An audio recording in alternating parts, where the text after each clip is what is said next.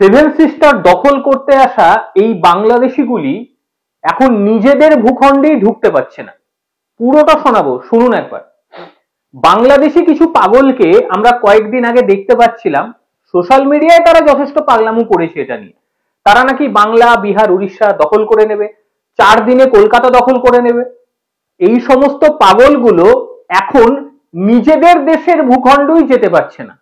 এখন তারা রীতিমতো লুঙ্গি টুঙ্গি গুটিয়ে শীত ঘুম দিয়ে দিয়েছে লেপের তলায়, তাদের আর খুঁজে পাওয়া যাচ্ছে না। অথচ তাদের দেশের একটা অংশই বিচ্ছিন্ন হয়ে গিয়েছে, ভয়ে যেতে পারছে না। কি হয়েছে পুরো বিষয়টি বলছি, শুনুন। এই কয়েকদিন ধরেই আরাকান আর্মির কথা আপনারা শুনতে পাচ্ছেন।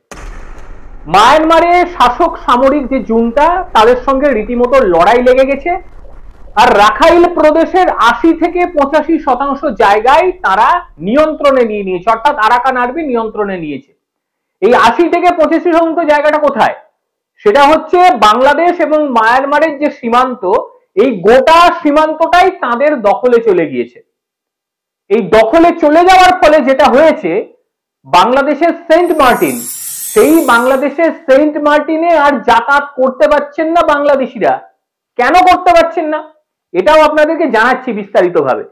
কারণ বাংলাদেশের সেন্ট মার্টিন যেতে গেলে যে বিশেষ উপায়ে সেখানে যেতে হয়, সেটি হচ্ছে কক্সবাজার থেকে যেতে হবে, অথবা টেকনাফ থেকে নৌকা বা জাহাজে চড়ে যেতে হবে। মানে টেকনাফ যে নদী রয়েছে, নদীর পাশেই রয়েছে সীমান্ত।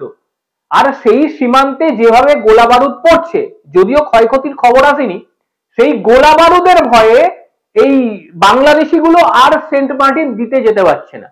আরে সেন্ট মার্টিন দ্বীপে যেতে না পারার কারণে বাংলাদেশ থেকে সেন্ট মার্টিন একেবারে বিচ্ছিন্ন হয়ে গিয়েছে। একটু জানিয়ে রাখি আপনাদের, এই সেন্ট মার্টিন দ্বীপটার সম্পর্কে, একদম পর্যটক কেন্দ্র। এখানে প্রচুর পর্যটক, সারা দেশ থেকে তো যাই, বিদেশ থেকেও পর্যটকরা সেখানে যেত। বেশ কিছু ভালো ভালো জায়গাও সেখানে রয়েছে। এইবার সেখানকার মানুষজন বেশিরভাগই ওই মানে কৃষিজীবী মানুষ, আর তারা বেশিরভাগ জিনিসপত্রের উপর নির্ভর করত ওই পাশের, অর্থাৎ তাদের যে পাশের দেশ মায়ানমারের উপরে। মায়ানমার থেকেই তারা বেশি খাদ্যবস্তু নিয়ে আসতো। এখন মায়ানমার সীমান্তে যাওয়ার তাদের ক্ষমতা নেই, ফলে সেখানেও খাবারের টান পড়ে গিয়েছে। যেখান থেকে খাবার পৌঁছানো যায়, অর্থাৎ বাংলাদেশের মূল ভূখণ্ড থেকে যেখানে খাবার পৌঁছানো যায়, সেই বাংলাদেশের মূল ভূখণ্ড এখন কেটে গিয়েছে। বাংলাদেশিরা ভয়ের চোটে সেই নদীতে নামছেই না, কারণ যে কোনো মুহূর্তে মানে মোটর সেল আসতে পারে, গুলি আসতে পারে, তারা মারা যেতে পারে। এবং এই ভয়ভীতির কারণেই এখন সেন্ট মার্টিনের সঙ্গে যোগাযোগ পুরোপুরি বিচ্ছিন্ন। এবার ভাবুন, আমাদের ভারতবর্ষে তারা সেভেন সিস্টার দখল করতে আসছিল এই লুঙ্গিবাজ গুলো, আবার কলকাতা 4 দিনে দখল করে নিচ্ছিল। এদিকে নিজেদের একটা এলাকা বিচ্ছিন্ন হয়ে রয়েছে, আর সেখানে যাওয়ার তাদের কোনো ক্ষমতা নেই। এখন চুপ, মুখে কুলুপ, আর কিছুই বলতে পারছে না। সে মানে গলার শিরা ফুলিয়ে চিৎকার করে 4 দিনের মধ্যে কলকাতা দখল করবে, বললাম মোয়া, একদম হাতের মোয়া পেয়েছে, খেয়ে নেব। অথচ নিজের দেশটা দখল হয়ে গেল, অথচ সেখানে যাওয়ার মুরুদ নেই, ক্ষমতা নেই, মানে লেকচার। মানে যে দেশটা সামান্য ঘামাচি হলে বাইরের দেশের চিকিৎসা নেয়, তারা আবার কি করবে? এখানেই শেষ নয়, বাংলাদেশের ওপরে আরো সাংঘাতিক কিছু আসছে। এ তো সবেমাত্র সেন্ট মার্টিন কাটা পড়েছে, এরপরে আরো ভয়াবহ বিপদ আসছে। এবং এই ভয়াবহ বিপদটা আঁচ করেই সেখানকার তত্ত্বাবধায়ক সরকারের প্রধান মোহাম্মদ ইউনূস এখন হাতে পায়ে ধরতে শুরু করে দিয়েছে আরাকান আর্মির। কেন? কারণটা তো জানতে হবে। তার মূল কারণ হচ্ছে এই যে সীমান্ত, অর্থাৎ বাংলাদেশ মায়ানমারের যে সীমান্ত, সেই সীমান্ততে প্রচুর পরিমাণে রোহিঙ্গারা বসবাস করে। এবারে এই কয়েক লক্ষ রোহিঙ্গা তারা পালাবে কোথায়? তাদের পালাবার জায়গা একটাই, সেটা হচ্ছে বাংলাদেশ। তো সেখান থেকে তো এই যে ঝড়, সেই ঝড় কিন্তু আসবে, বাংলাদেশেও ঢুকবে। প্রভাব যে ভারতে পড়বে না তা নয়, ওই ফুটফাট দিয়ে ভারতেও ঢুকে যেতে পারে এই সমস্ত রোহিঙ্গারা। অর্থাৎ রোহিঙ্গারা ভারতের জন্য বিপজ্জনক। কিন্তু ভারতের সীমান্ত তো রয়েছে, সীমান্ত প্রহরাটাও রয়েছে, বিএসএফ নজরদারি চালাতে পারবে। একটা দেশ নিজে খেতে পাচ্ছে না, আর তার উপর যদি কয়েক লক্ষ রোহিঙ্গা এসে ঢুকে পড়ে, কি হতে পারে তার পরিস্থিতি?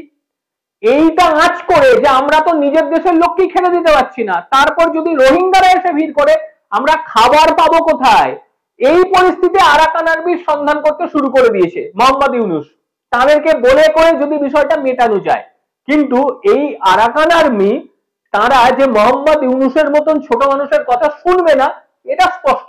এবং এই জায়গাটাই সবচেয়ে বড় বিষয়। দেখুন, একটা অংশে গোলা বারুদ পড়ছে, ভয়ে যাতায়াত করতে পারছে না, তাদের দেশের একটা অংশ পুরোপুরি মূল ভূখণ্ড থেকে বিচ্ছিন্ন হয়ে গিয়েছে, সেই জায়গাটা কিভাবে রিকভার করা যায় সেই দিকে চিন্তা নেই। এখন একটাই চিন্তা যে সেখান থেকে আরাকান যদি আমাদের মাপটাপ করে, সেখান থেকে যদি ওই রোহিঙ্গাদের না পাঠায় তাহলে আমরা বেঁচে যাব। ভারত থেকে কতটা পার্থক্য একবার ভেবে দেখুন। ভারতবর্ষের ওপরে যদি এইভাবে গোলা বারুদ চলতো, আপনার কি মনে হয় ভারতবর্ষ ছেড়ে দিত?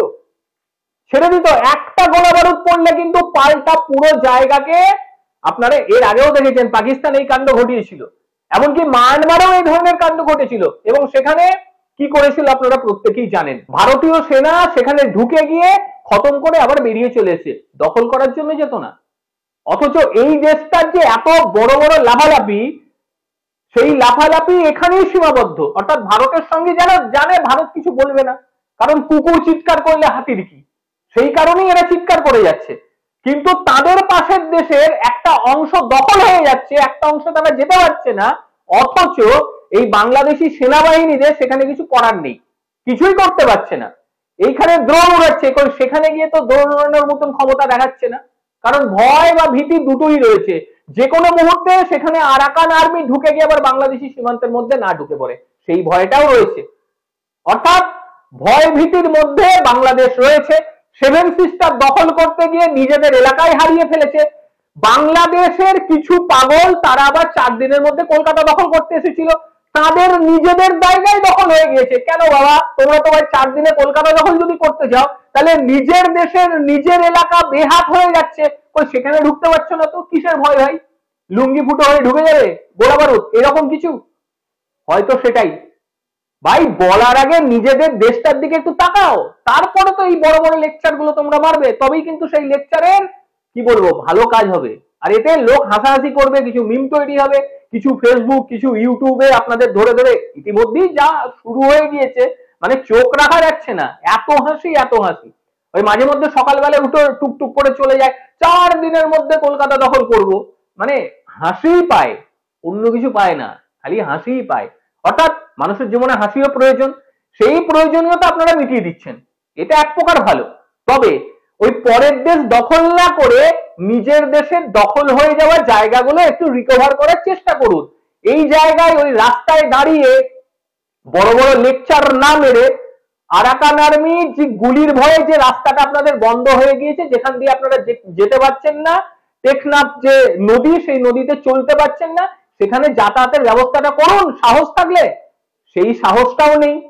এইবারে তাদের দেশের একটা ভূখণ্ড কেটে বসে আছে, এরা আবার বাংলা দখল করবে, বিহার দখল করবে, সেভেন সিস্টার দখল করবে।